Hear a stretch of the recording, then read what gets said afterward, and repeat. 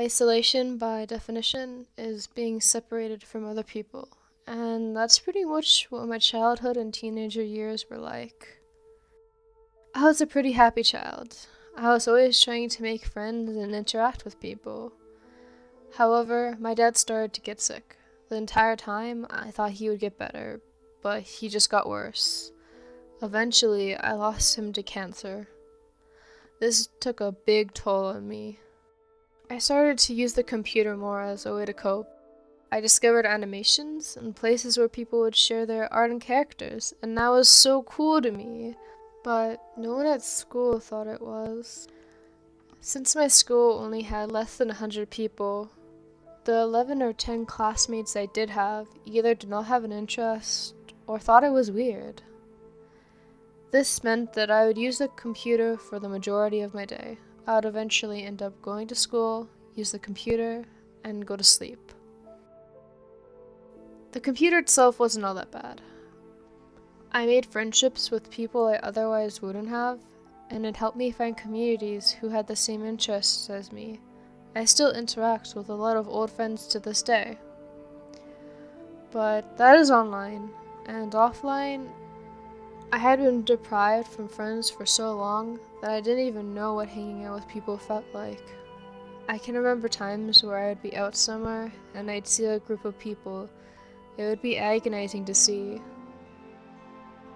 Due to anxiety, I grew more and more distant with the real-life friends I did have, and I began to feel anxious about texting them. I grew self-conscious, thinking they might not want to hang out with me. The rare times someone would try to be my friend, I would push them away. It didn't help that I knew kids at school thought I was a weird outcast. I was fully aware of what people thought, and that made it even worse. This continued loneliness would often lead to thoughts of suicide. The future felt impossible, and it didn't feel worth continuing if this is what life was like.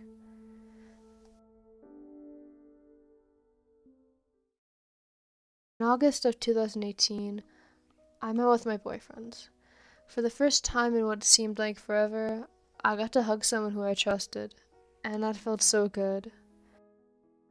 I had so much fun doing simple things like shopping or watching a movie. It felt like I had an actual friend. After such an experience, my mood started to lift. I started to feel more happy and hopeful about the future.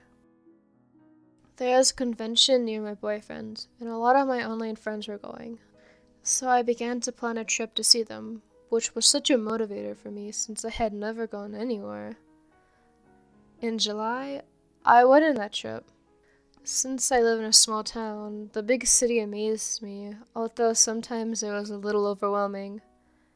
I met my online friends, made some new friends, and literally had the time of my life. When I was there, I had a realization. I thought to myself, life can be a lot more fun. You don't need to stay back at home.